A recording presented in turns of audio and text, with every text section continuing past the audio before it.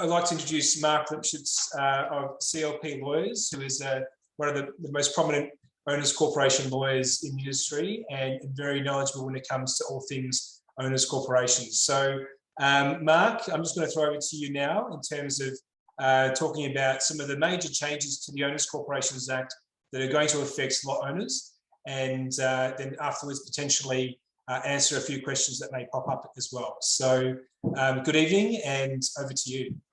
Thanks a lot, Gregor. I'll just share my screen if I may. Sure. It's been disabled. So Ella, if you can allow me to share it. Oh, here we go. Brilliant. Alrighty, so can I control, sorry, Ella, am I able to control, there we go, better. Sorry, everyone. It's a bit of a different world we're living in at the moment. I know I was there a couple of years ago at the RACV Club at that wonderful event and speaking about the proposed changes to the Owners Corporation Act. I'm now going to speak about the ones that have been passed by Parliament and are coming into effect on the 1st of December.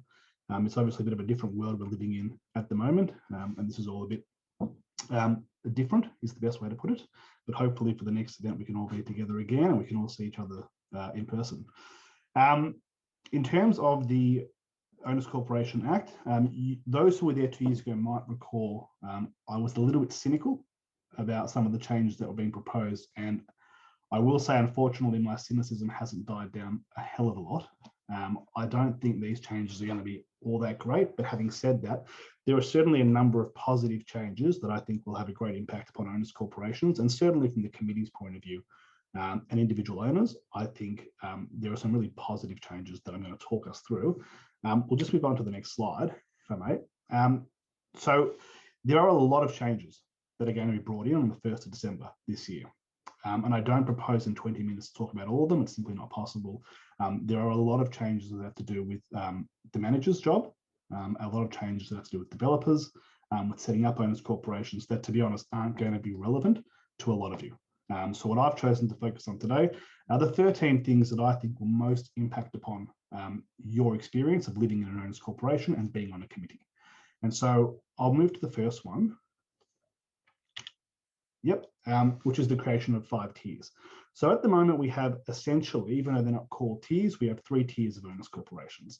We have ordinary owners corporations that most of you or a lot of you would be part of. Then we have prescribed owners corporations, which are the more heavily regulated owners corporations, for example, those that have more than 100 lots. And then we also have 2-lot subdivisions. And I would take it that none of you here today would be a member in your capacity being here today of a 2-lot subdivision. So we're going to somewhat ignore that. Now, what they've done by creating 5 different tiers of owners corporations, it all seems a little bit scary, a little bit heavily regulated in the way they've done it. But in reality, they've just taken the ordinary owners corporations and they've expanded them into 3 different tiers. They've kept the prescribed one, they've gone to the 3, divided them up, and they've kept the 2-lot subdivisions. So a tier 1 owners corporation is an owners corporation that has 100 or more occupiable lots.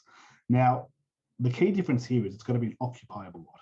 Normally, and in the current legislation, that's not a term that we're familiar with. It doesn't exist. An occupiable lot is essentially a lot that is not a car parking space or an accessory unit. So it's not a storage cage for the most part, or a car park. Those are the 2 times that would most likely see a non-occupiable lot be in existence. So obviously, and I've spoken to the managers at the Knight, who are all wonderful, and they are absolutely primed for this. There's going to be no issues from their point of view to be able to identify what is occupiable, non-occupiable, and to put you all into the relevant tier. And that's going to be really important because when it comes down to it, what tier you're in will have really 2 major impacts. One is in relation to the type of financial review you need to do at the end of the year, and the other one is to do with the maintenance plan and your requirements.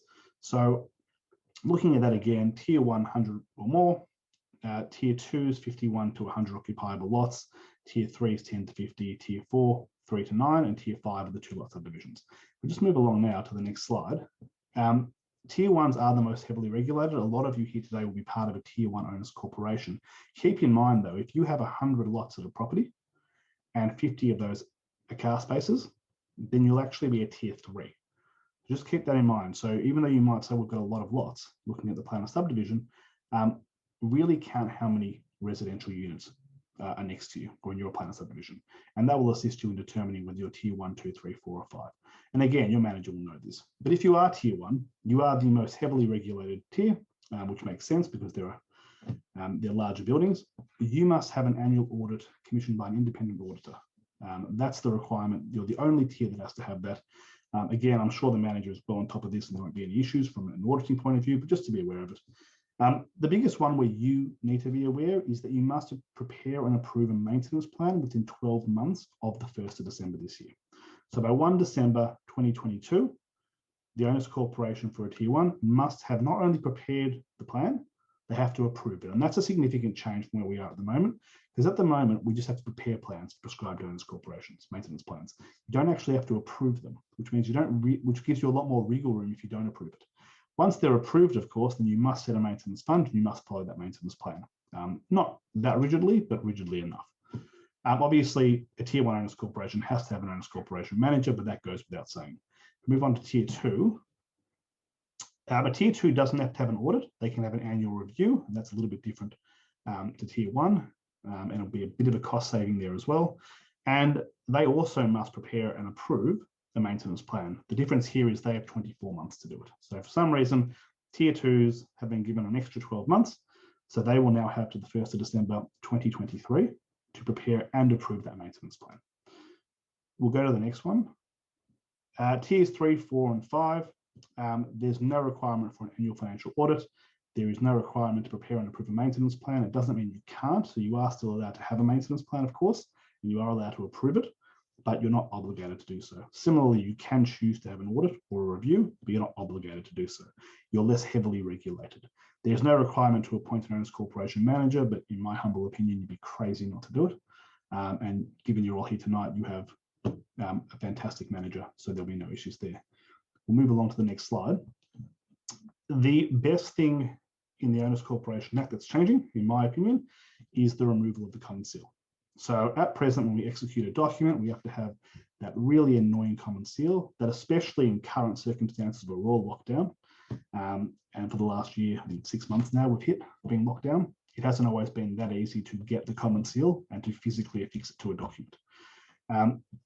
Even before we entered the COVID world, it was recognised that's a bit archaic, having a common seal, and they've now chosen to dispose of it. So existing owners corporations that have a common seal, you can resolve by ordinary resolution. And that's really important because it doesn't have to go to a general meeting. It means the committees, I would encourage you all at your first committee meeting after the 1st of December this year, you should pass a resolution to destroy the common seal. Literally, you can throw it in the bin, cut it up, destroy it, but it should be gone. You should never use it again. There's simply no legal requirement to have it. Instead, if you want to execute a document, you just need 2 lot owners to sign it. It's exactly how it was before. You needed 2 lot owners to witness the affixing of the seal. Now you just have those 2 owners sign instead of actually putting the seal on. So in my opinion, that's a really positive move. It's long overdue, and I'm thrilled that I know a lot of you, for example, would have dealt with Cladding Safety Victoria. When executing their documents, for whatever reason, they were very stringent and very strict that the common seal must be applied. And there were a lot of times in the last year where that hasn't been possible, and that's delayed the execution of documents. We now don't need to do that. So that is gone. The next slide, thank you. Brilliant. Changes to levies are also a really positive change. And what these are designed, the changes are designed to try as best as possible to ensure that those people who are responsible for incurring additional fees for owners corporations pay for those fees, pay those expenses. So we're trying to essentially expand the benefit principle that currently exists to ensure that owners aren't paying for things they don't benefit from and they don't cause the expense to be incurred. So the first thing here is an owners corporation can now levy additional annual fees on a particular lot if that lot benefits from the use, if the owners corporation incurs additional costs as a result of that lot's use. And of course, if the lot liability wouldn't already address that. So the most common one that I can think of is if you look at your insurance premiums, and I know some of your buildings, looking at the names in the attendees list, have this issue already. You might have a tattoo parlor downstairs. You might be a mixed residential commercial. You might have downstairs a tattoo parlor. And as a result of that tattoo parlor being a part of your subdivision, the insurance premium has a massive loading of 50% or 100%. And it's because they take into account the risk. And for some reason, they seem to think that tattoo parlors are at greater risk of fires and break-ins and bikie gangs. So they give it a much higher risk rating. Now, the rest of the owners who have normal residential lots, if you think about that, shouldn't be paying for the additional cost of the insurance. Unfortunately, as it currently stands, under the current legislation, every single owner would have to contribute towards that additional cost. Now, what this looks to do is redress that. So in circumstances where you have that situation after the 1st of December, the owners corporation manager can go to the broker, and the broker can then get a costing. If we didn't have the tattoo parlor, what would the insurance premium be? It might be $5,000. With the tattoo parlor, what is it? It's $10,000. So you can then accurately say it's $5,000 extra that we're paying because of the use of that lot. And then you could take that and you could levy the owner of that lot, the tattoo parlor, the $5,000.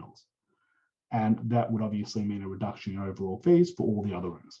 And that would be an adequate reflection of who should pay for what. So again, I think that's a real positive step. Of course, it's open for interpretation, and anytime they make new legislation that involves judgment calls, then there's potential for litigation, and it's going to take some time for us to truly understand the scope of this section. But on the whole, I think it's a pretty clear-cut section that we can at least use in insurance circumstances. I don't think it would apply, for example, if you're on the bottom floor and you say, I don't use the lift, and someone on the top floor should pay more for that. I don't think this applies in that circumstance. The second part of it is you may now levy special fees and charges relating to repairs, maintenance, or other works on a lot owner if it arises from the particular use of a lot by the lot owner. So this is an extension of the benefit principle, which at the moment says for repairs, maintenance, or other works, those who benefit more should pay more. So it doesn't change it a great deal. I think it's trying to clarify it also goes to the use of the lot. So if you take into account that repairs are more regularly needed to a lot or to common property because somebody is using a lot in a specific manner, then they would have to pay an additional amount for the repairs and maintenance. I'll be honest, I can't think of too many circumstances that section is going to arise. I think the one before it's more common, and certainly the one we get to afterwards will be more common as well. The other one that's really interesting is you can now levy reinstatement and replacement insurance premiums using lot entitlement instead of liability. So at the moment, as we know, everything's done by lot liability in terms of the annual fees. And what they've recognised, and I think it's a really clever pickup by the government and by the legislators in this regard, is that you might have a circumstance where you have a developer, for example, who gives himself a really high lot entitlement, so high voting rights, but gives themselves very little lot liability. And so if they have a lower lot liability than others, they are contributing towards the reinstatement and replacement insurance in accordance with the lot liability, which is quite low. So they're paying less for the insurance. But if there was a fire and the whole place burnt down and there was an insurance payout, the payout would be in accordance with the lot entitlement. And therefore, because they have a higher lot entitlement than everyone else, they would actually get more of the money back to themselves. So they're contributing less than everyone, but actually recovering the majority of those funds. And that's not an equitable situation, quite clearly. And that's not what was intended. And what this looks to do is redress that, which says now, and you're not required to do it, I should say. So it's not a requirement to do it this way, but it's an option that's available to owners corporations that should really only be exercised when there is a discrepancy between liability and entitlement. In most cases, they'll be the same. When they are different, then you would probably look to do it this way to ensure that people are paying for what they would ultimately receive. And that can be done at the AGM. Now, in most cases, again, it won't apply, but I think there are certainly going to be times, and I can think of many, especially in new developments, where the lot entitlements and liabilities aren't quite right. And this will look to make sure that there's not inequality in the payment for insurance premiums. When it comes to insurance as well, you can now levy the excess for insurance claims or an increased premium on lot owners if the lot owner, tenant, or the guest culpably or willfully or by gross negligence causes damage or causes an excess or increased premium for the insurance claim.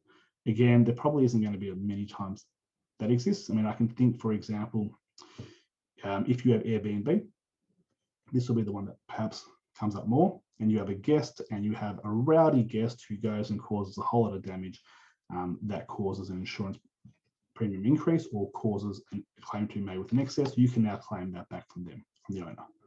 So again, what this is trying to do is to ensure those that cause problems end up paying for them. My favourite one is number 5, which is you can now levy the excess for a claim that relates solely to a lot owner's lot to that lot owner. So this is very common. This is a question I get asked probably most weeks, and that is, there is a common property or owner's corporation insurance policy that covers the whole building. There is an issue within a lot, and they want to make a claim. So they say, well, I want to make the claim. That's fair enough. They're entitled to do that under the policy, and the owner's corporation says, well, we want you to pay the excess. Legally, that's not enforceable at the moment. And if they turn around and say, no, the owner's corporation has to pay that excess, then the owner's corporation would have to pay that excess. And what this is doing now is saying, no. If you're the only person who's benefiting from this claim, essentially, and it relates to your lot only, you pay the excess, and we'll make the claim for you. And then you don't have owners who don't have anything to do with the claim paying for it. That's a positive. And the last one there is you can now levy an owner to cover the cost of damage to common property, cost of repair, damage to common property, where either the damage is not covered by the insurance or the cost of damage is less than the excess. So where someone causes damage to common property, ordinarily, we would have to go through a breach of rules procedure and then go to VCAT to be able to then charge them for that. This gives us a far easier mechanism by which we can do it now. So if someone causes damage to common property, they pay for it. It's really that simple. And what it means is we can now put that onto their fee notice and we can levy them. And if they don't pay it, then we can actually go straight to VCAT and we can seek that they pay it that way. Whereas in the past, we would have to go through a whole dispute resolution process. We then have to go to VCAT for breach of rules, which is a far different threshold, to then prove it to get the order. So this is simplifying our process. So I think all of those are really positive. We'll move on to the next one. I'm conscious of time, and I'm going to race through some of these because they're quite simple. When it comes to insurance, there's going to be an increase in minimum public liability insurance from $10 million to $20 million. The only thing to be conscious of there, because your managers will obviously manage that for you, is that there may be an increase in your insurance premiums. So just be aware of it. That may well be the reason. Another thing to be really cognizant of is that at present, under the current legislation, it's only prescribed owners corporations that have to get valuations done, and it's once every 5 years. They've now extended that out to pretty much every owners corporation other than a 2-lot subdivision. So don't be surprised if you go to your next AGM and your manager is saying to you, not do you want to get a valuation, but you must now get a valuation. So every 5 years, every single owners corporation will need to get that valuation done. That's going to be an additional cost, but it's also going to ensure that we insure things for the right amount. And that's really important. So I support that as well. If we go to the next one, thank you. Commencing legal proceedings, again, positive. At present, it is you need a special resolution to commence legal proceedings unless you're commencing proceedings for a breach of the rules or to recover a debt owed to the owners corporation. Now, what this does at present is it makes it really difficult when we need to get things like injunctions, we need to get access to a lot urgently and the owner's refusing us. It makes it really hard to go to VCAT and get quick orders and actually have efficiency in justice. This redresses that because what it says now is the only time you need a special resolution to commence legal proceedings is if you're claiming an amount of more than $100,000. So even if you have a small building defect dispute and it's under $100,000, then the committee would have the power to authorize those proceedings.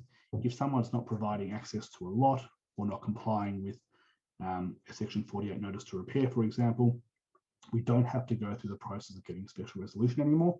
We can now, the committee has that power to pass the ordinary resolution and we can go straight to VCAT. So that to me is extremely positive. It means we're going to have far greater access to justice. It's going to mean that VCAT's probably flooded with more claims by owners corporations as well. But I think over time that'll balance itself out. We go to the next one, thank you. Great, and then moving on to that, in terms of VCAT and what they can do, their powers have also been extended just a little bit. And the first one there is they can now require a lot owner to pay reasonable costs incurred by the owner's corporation in recovering unpaid amounts from the lot owner. So this really comes down to when you have fee recovery proceedings, when someone doesn't pay their fees, and the owner's corporation is forced to go to VCAT to try and recover that. At present, it's a great frustration, certainly for lawyers and also for owners corporations, that someone doesn't pay. The Knight has done a mountain of work to try and recover those fees before we get there. And the cost of that is not recoverable from the lot owner. So the owner's corporation is therefore out of pocket those expenses when they really shouldn't be. And what this is doing now is saying, no, those expenses will be recoverable also from the lot owner. And that is a two-pronged benefit. So one is it means that the owner's corporation is not out of pocket as much, which obviously is a great benefit for everyone. And two, it acts as a deterrent to owners because they're now paying more. Whereas in the past, there wasn't this penalty interest, but other than that, there's not a great deterrent to not pay your fees. Now there's going to be additional costs involved, so people don't want to be racking up big debts because at the end of the day, they're going to pay for it. So I think that's a real positive as well. And then they also have now, VCAT has the power to require an occupier of a lot to grant entry to a person authorised by the owner's corporation to carry out repairs, maintenance, or other works. And again, that pretty much exists at the moment. That's been brought in because of one case where there was a query about, does the owner's corporation have the power, does VCAT have the power to grant access to private property? This is now saying, yes, it does. So again, it's more clarification than anything else. And we can move on to the next slide. Again, very simple. There's a new obligation now, or a new section of the Act, which pretty much says the lot owner shouldn't touch common property unless that common property benefits them only, or they have the approval of the owner's corporation. And that's pretty much, it's self-explanatory and it's common sense. People shouldn't be touching common property, but you would be amazed how often it happens. And why that's necessary is because in previous years, or even this year, if someone touches the common property or does something to it, the only mechanism by which the owner's corporation can take action is a breach of the rules. And the breach of the model rules would say you would essentially have to be damage to common property or an obstruction of the common property. But if someone beautifies the common property, then that's not really damage or obstruction, and you might not succeed in your claim for breach of rules. Whereas now it's clear, even if you think it's wonderful, just don't touch the common property. That's really for the owner's corporation to decide. So I think that's a positive as well, in that we're putting the power back to the owner's corporation as a whole, as opposed to letting rogue individuals go up and do their own thing with no repercussions.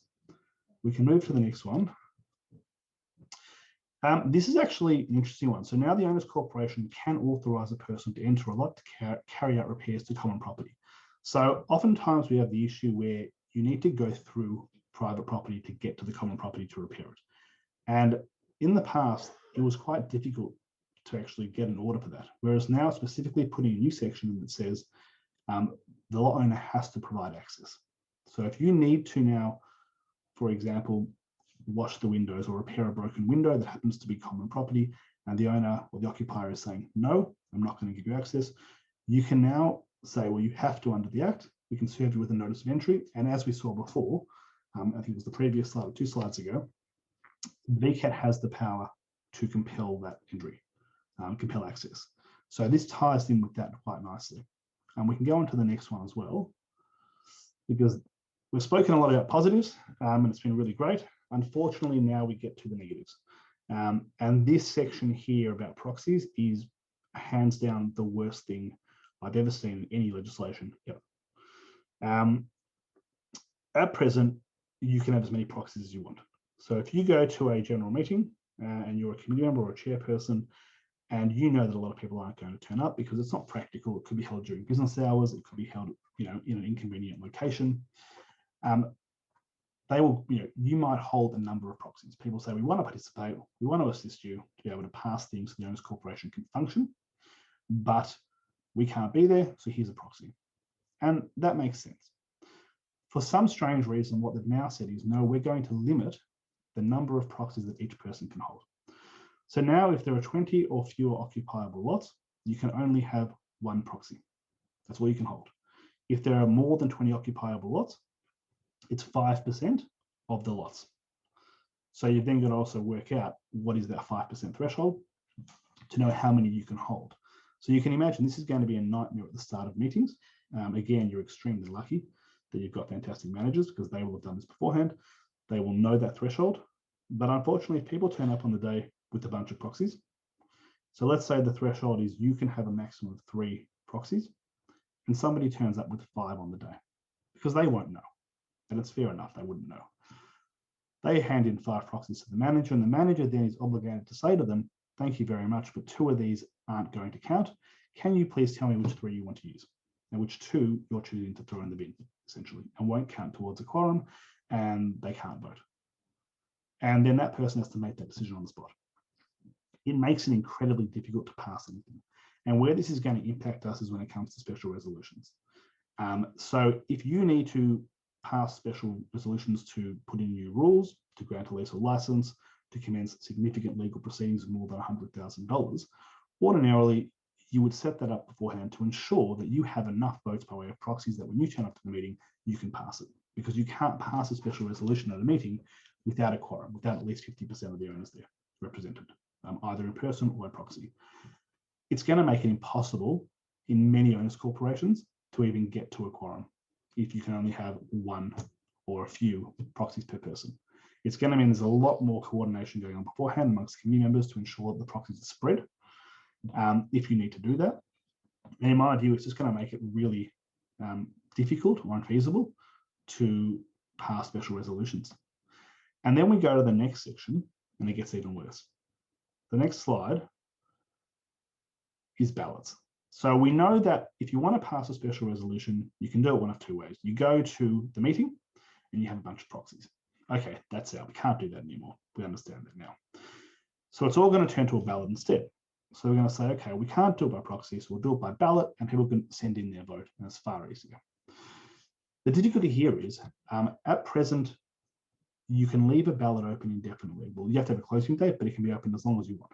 So you could say, I want to leave the ballot open for 3 months, and that's perfectly legal. And that will give you enough time to go and get the votes. Because ordinarily what happens is when you're trying to pass a special resolution, you get the initial influx of votes, and then it slows down completely. And the manager and the committee have to make calls to the owners to try and say, hey, can you please vote? And that's how you get to the threshold to pass the special resolution. In most cases, that's what's happening. That's how it works. To do that, you need to leave the ballot open for a significant period of time. Usually we'd say about a month to allow that process to take place. For some unexplained reason, they've decided in the new legislation that ballots will close after 14 days. So they can only be open for 14 days and you can't extend it. In fact, what you can do now, which you couldn't do in the past, is you can make it open for a shorter period of time in urgent cases. Now, of course, an urgent case is subjective as to what is urgent, and that's going to lead to some conflict and some litigation, I suspect, in due course. But I'm not so concerned about the shorter period. I think they've missed the point. Ballots need to be open longer, not shorter. So we can't pass a special resolution at a meeting anymore because we can't get the proxies.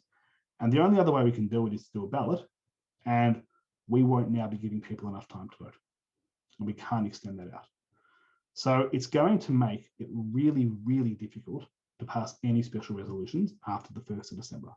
It's obviously possible and it can be done, but it's going to require a lot more work and probably a lot more attempts as well to get it over the line. And so I think as owners, you need to be really aware of that and aware that if a special resolution is required, whereas in the past you might say, yeah, I'm sure we can get it, it's going to require a lot more thought and a lot more effort in how you strategically obtain that special resolution. One way might be, for example, to have an information evening, at which point in time the ballot, instead of a meeting, so it's not a formal meeting, but it's an information evening. Those that attend can send in their ballot at that point in time. And that way you get more people there attending, they vote, and then you can spend the next 13 days or 14 days calling up the ones that didn't attend the meeting. It's things like that, and we haven't got it down pat, obviously, but there's going to be some unique methods that are going to need to be used to pass special resolutions. It's why it's so important we've changed the threshold for commencing legal proceedings so that we don't require a special resolution in a lot of circumstances, because if we did, we would never be able to commence legal proceedings. If we can go to the next slide, thank you. When it comes to special resolutions, obviously one of the things we need one for is to make rules. Now, even though we can't get the special resolution necessarily, if we can get it, they've now expanded the type of rules you can make just a little bit. So you can now make rules with respect to proposed works to renovate or alter the external appearance of a lot to protect quiet enjoyment, structural integrity, and market value. I have concerns about the last bit about market value and how that's going to be interpreted. For example, will you require there to be a evaluation, projection assessment done prior to allowing works to take place? To prove that, I don't know. But I think that might be an area that needs some tidying up. And I don't propose we go too far into that at the moment, but I think we're going to see some really interesting cases in VCAT where owners corporations don't allow works to go ahead because they believe it's going to diminish the value of the properties of the whole owners corporation. And that's going to become really interesting in terms of the importance of valuers to the owners corporation industry. You can also now, I know we spoke about sustainability just beforehand, you can't make rules anymore that unreasonably prohibit the installation of sustainability items on the exterior of a lot. The most common one would be solar panels. So you can't withhold it based on the aesthetic grounds. So if you think it's going to look ugly, too bad. You can still set conditions for approval related to the location if there are other alternatives, or access or use of common property. So there are still there's some power there to regulate it, but a lot less than there was previously. You can't just say no because you want to say no. If someone wants to put a solar panel on the roof, they will now pretty much be allowed to. Interestingly, you can now make rules about how you have to give advice to occupiers about fire safety procedures, evacuation procedures and the like, nothing too earth-shattering there. You can make rules regarding payment plans for owners corporations, which in the current environment might be something the owners corporations wish to do. The difficulty with that, of course, is that owners corporations are fluid and rules aren't, because they take so long to overturn and to redo. So I'd be pretty loath to make any rules about payment plans personally, and I would do it on a case-by-case basis without going through the rules. And my favorite one is you can make rules regulating or prohibiting the drifting of tobacco smoke from a lot in a multi-level development, so in an apartment building. So you can now make a rule saying you can't smoke on your balcony such that the smoke will drift into another apartment. And I need to correct myself when I say smoke, I have to specify tobacco smoke. So if it's marijuana or something else, that is okay, supposedly, according to the government. But if it's tobacco smoke, it's not okay. So I don't know why they've specified that, but they have. And if we go to the next slide, we get to the last few slides here, which is to do with your role, committee members. Again, a unique oversight in the legislation. A committee must be elected if there are now 10 or more lots instead of the current 13 or more. So there are going to be more owners corporations out there that need to have committees that previously didn't have to have them. What I find quite strange about this is you'll notice when we spoke about the tiers of owners corporations, it all referred to occupiable lots. If you have 100 or more occupiable lots, for example, I think a tier 3 is 10 or more occupiable lots. So you would think they would have just said, well, a tier 3 owners corporation or above requires a committee, but they haven't done that. They've just said 10 or more lots. So you could be a tier 4 owners corporation that has 5 apartments and 5 car spaces on separate titles. So 10 lots. Even though there's only 5 occupiable lots, you would still need a committee. For some reason, they just haven't put in the word occupiable. I think it's an oversight, but that's what we're stuck with now. So more people will need committees, more owners corporations will need committees. Membership is reduced. So it used to be a maximum of 12 in an owners corporation committee. As you would know, it's now going to be reduced to the standard maximum is 7. However, you can increase that back up to a maximum of 12 if you pass an ordinary resolution. So it's more of a guideline as opposed to anything else. And so if you are sitting here today and you are in a membership of 9 on a committee, don't be stressed. Don't worry about it. You can still have 9 on your committee after the 1st of December, and until legislation changes again in 20 years, you'll be able to have 9. So you can definitely increase that back up. There's no issues there, and it just requires an ordinary resolution. So essentially when you stand for committee, if 9 people stand and everyone wants them on, that will do. You can all be on there. And we'll go to the next slide. They've now introduced, this is the third last slide, a new duty for committee members. So at present, as you would all be aware, I'm sure, you all have a duty to act honestly and in good faith, exercise due care and diligence, and not use your position to gain a material advantage. There's now an extra duty that you'll have to comply with, and that is the duty to act in the best interest of the owners corporation. It's a curious duty to impose, because my view personally is that that duty already exists in the duty to act in good faith. So if you're not acting in the best interest of the owners corporation, you're not acting in good faith. You're already in breach. So I don't see this imposes any greater duty on you from a practical perspective, but unfortunately it's my duty to tell you that we all know that one difficult person who lives in the owners corporation, and there's always one. And they always don't like the committee, either because they can get on or because they feel like they're not being heard. It now gives rise to another avenue for them to go to VCAT to say, I don't agree with the decision you made because I don't think it's in the best interest of the owners corporation, and therefore I want to take action against the committee. Now keep in mind, you will still have your immunity and indemnity, so you won't personally be liable anyway. unless you act in bad faith, which you wouldn't. So there's no practical imposition on you from a financial point of view, but it is stressful and it is a waste of your time if you have to go to BCAT to defend a spurious claim. And my view is we're going to see a few more of those coming through in the next 12 months to 24 months as owners read this and become aware of it and realize there's another avenue to go. Keep in mind, none of them will get up. BCAT will throw every single one of those out, is my view. They'll never succeed, but there'll be more of those claims. And we'll just go to the last slide. And this is again about proxies. This lands in the positive. There's been a lot of negative slides prior to this one, but this is a positive. Committee proxies, at the moment, if you are on a committee and you don't want to turn up or you can't turn up, you could theoretically give your proxy to any other owner. So you could give it to someone who's not on the committee. And that doesn't make a lot of sense. So what they're now saying is if you're on a committee and you can't attend, you can give a proxy to another person on the committee only. So you can't give it to someone outside of the committee. So that makes a lot of sense. And just to sum up in the last slide, we realize there's one more, just the key points to take away today that I want you all to be aware of is you now need to have an owners corporation committee if you have 10 or more lots, not occupiable, just 10 or more lots. Proxies need to be carefully counted to ensure one person doesn't hold too many. So when you're going out to get proxies, just be aware of the threshold is. Ballots only open for 14 days, so be really careful when you send it out in terms of timing. All owners corporations need to get valuations now. So please, when that motion is put to you, please vote yes to getting the valuation, or it puts everyone in a really difficult position if you vote against it. And my favorite thing, no more common seal. So as of the 1st of December, I'm expecting a big bonfire. We can throw all the common seals in there and have fun. And Gregor, I see your face.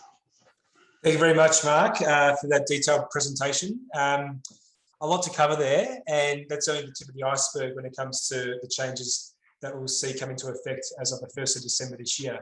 A lot of questions have been asked by the audience, and I picked out a couple of curly ones for you. So a question from Mr. Dandy from a property in South Yarra, where he's asked a question about insurance, and is there anything in the any changes to the Act that we'll see come into effect that will deal with insurers not providing quotes for properties? So basically the situation is they've got the incumbent insurer who's able to provide renewal terms, but nobody else is coming to the party, so to speak. So any changes in that regard?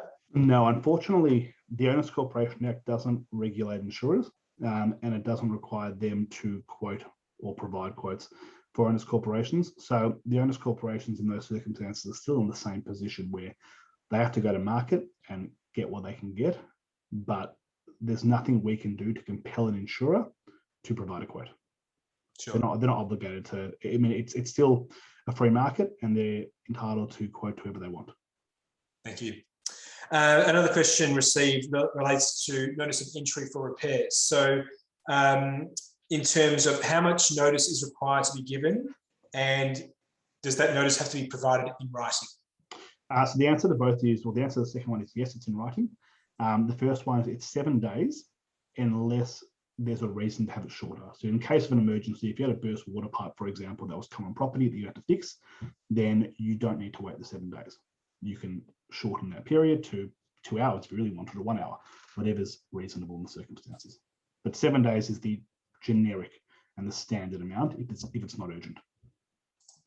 Thank you. In terms of ballots, we spoke about the 14 days, and you're going to limit the, I guess, time for people to really try and encourage owners to respond, which is going to be a big issue that we'll face. And just I know, I understand that in 2 years' time, the government has committed to reviewing these changes. 2 years after the 1st of December, that is. So hopefully they can fix up a few of these issues. But with that being said, with new technology, can ballots be done electronically, and more specifically, can QR codes be issued to lot owners and a link to a website that can be filled in for the ballot form? Yeah, I'll take that on notice. So I'd have to look into that exactly in the wording of the new Act. But my initial thoughts would be, certainly they can be done electronically. I don't see why they couldn't be. In terms of QR coding, I'll be honest, I've never been asked that before. It's a unique way to do it. Again, provided it's in the right form, and provided it's it gets to all the owners and you can prove that, then I think that's fine. And I don't think VCAT would overturn that, even if there was a technical deficiency in terms of the way it was done procedurally. Again, what they're looking to see is, does it get to everyone? And does everyone have an opportunity to vote? And provided that's the case, then you'll probably satisfy the requirements. But again, I'd have to look into the wording, because the problem with this legislation is they haven't paid enough attention to the language. And that's because people that make the legislation, they just think generically, how do I achieve what I want to achieve? They draft it. And then when it gets to VCAT a number of years down the track, and the members sitting there looking at it, and the lawyers, and you can blame me for this as well, we analyze every single word. And there'll be two-day argument about a word in the legislation, and the member's not going to care what the person who drafted it 2 years ago was thinking. They won't know. So they'll just they can't make assumptions. And so I will need to look into that. I'm happy to do that. But my gut feel at the moment, from what I've seen, is I think it'd be fine to be done electronically, including by QR code. Fantastic. Thank you. A specific question regarding the replacement of building intercom systems. So there's an intercom system for a property. The question is, the individual handsets within apartments, are they deemed to be private or common property? And does Section 50 and 51, subsection 2 of the Owners Corporations Act apply in this regard, and those sections relating to notice of entry as well? So without wanting to give an annoying answer, it'll depend on the plan of subdivision to a certain extent, and it will also depend on the system itself and how it operates. So if it's an interconnected system, and it's a service that benefits all the owners, all members, or more than one member, which I imagine it would for an interconnected system, and the common property, then regardless of whether it's common or private, I think it's section 46.2, remember 46.1, the owners corporation would have an obligation to maintain that service anyway, as it's a service that's common to everyone. And if that's the case, then they're under section 50 and 51, yes, under the new legislation, they would have the right to give a notice of entry to go in and actually carry out those repairs if necessary. Very good, thank you. And final question relates to the size of a committee that you finished up on then. So as you mentioned, the membership of the committee, the default maximum is now 7. However, that can be increased by resolution. I was going to say, is this going to the minimum? Yeah, so basically the minimum is 3. Can an owners corporation reduce the number less than 7, but no less than 3? Yes. So I was going to say, sorry, I apologize. I meant to say this and I saw it in the chat as I was scrolling through. I was about to get to that. It's between 3 and 12. So you don't actually need to pass an ordinary resolution to go to 3, because you can go to, it's a maximum of 7 is the way it's phrased. So you can go anywhere from 3 to 7 as you would normally. You can't go below 3 still. So if it's below 3, it's still not a valid committee. And so you can go back to 12. So it's really 3 to 12. Nothing, I mean, I like to say this, nothing's changed when it comes to that. And I think that's the best way to approach it, is everything you've known to date is still what it is. It's 3 to 12. Sure. And I know that some owners corporations, they like to keep the number of the committee membership at a lower figure for ease of management of the property, and whether it's 5 or 4. So despite there being more nominees than the spots available, they can still, just to clarify, they can still reduce it to pass a resolution, let's say to 5. And then you'd have to put it to a vote, and basically the nominees with the most votes in favour, subject to them getting more yes votes than no votes, will be elected onto the committee. Yeah, that's right. So it's probably one of my big bugbears, to be honest, is committee elections, and how many people don't quite understand the fact that if, let's say it's maximum of 7 and you have 7 people stand, it's not automatic that all 7 get on. Yep. You're still allowed to vote for 3 of them if you want, and you could choose not to elect 4 of them. You could limit it to a maximum of 3, 4, 5, 6, 7, 8. You can even go higher than that. So as I said, it's anywhere from 3 to 12. And just because someone stands and they're within that threshold, it doesn't mean they're automatically on. Yep. And I did say that was the last question, but there's one more that's just popped up, and we've got a couple of minutes. So I'll read it verbatim. So Mark, can an existing piece of equipment be replaced before its end of life with a newer, more efficient system. The example provided is a bulk hot water system, and the approximate cost being $80,000. So there'll be a number of things you have to consider in that. I mean, the short answer is yes, you can replace it. It's just what resolution you'd require. So it's whether you'd require the ordinary or special resolution. If it's upgrading works, which would essentially define as if you need a building permit or a planning permit, which you probably wouldn't need for a bulk hot water system, or if the cost is going to be more than twice the annual fees, then you would need a special resolution. In this case, if that isn't what it is, and I assume it's probably not, then it's an ordinary resolution, and the committee would have the power to authorise that replacement. And that's fantastic. Fine. Very good. And I apologise, Gregor, as well. I meant to say before, and I'll say it now. A lot of the changes we've spoken about are things that are going to impact upon owners. There's going to be a major impact upon managers. And I know you're well aware of this. And I want to just say, first of all, congratulations to you guys, because you're at the forefront of it quite clearly, but also to your committee members. What we're going to see now is a great discrepancy in the service provided by managers, because there's so much more work for them to do. There's so many more moving parts now. If you look at, for example, what is an occupiable lot, ballots, the dates they can be open for, and proxy numbers, even at meetings. And so now we're really going to see the best managers have a greater benefit to the owners than the poorer ones. So I'm looking forward to that. And I want to say it honestly, and I say this, completely genuine, you guys have really good managers. And it's a really lucky thing that you will not feel the impact of these changes to the extent that I'm concerned. A lot of other owners corporations are going to feel them. And we're going to see that, and I'm going to see the worst of that when I go to VCAT every day. And I see managers making mistake after mistake after mistake. So you guys are extremely lucky. I want to say well done for that, for being ahead of the curve. Well, I certainly appreciate your comments there, but I didn't put you up to that. So no, certainly didn't. I think you were surprised. For the audience there.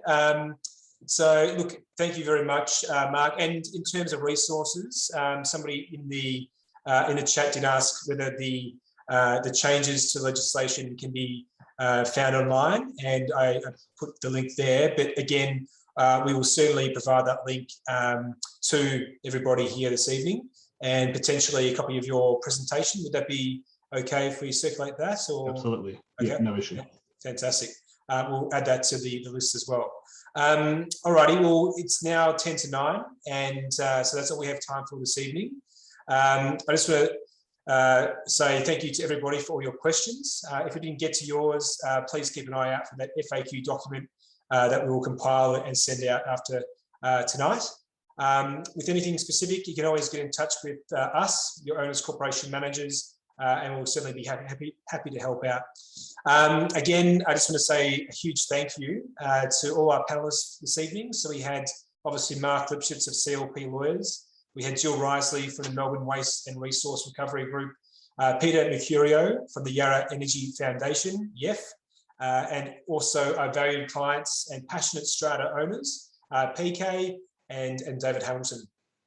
Your insight and expertise has been very much appreciated this evening, and I'm sure a lot of people have taken away a number of gold nuggets, as I mentioned before.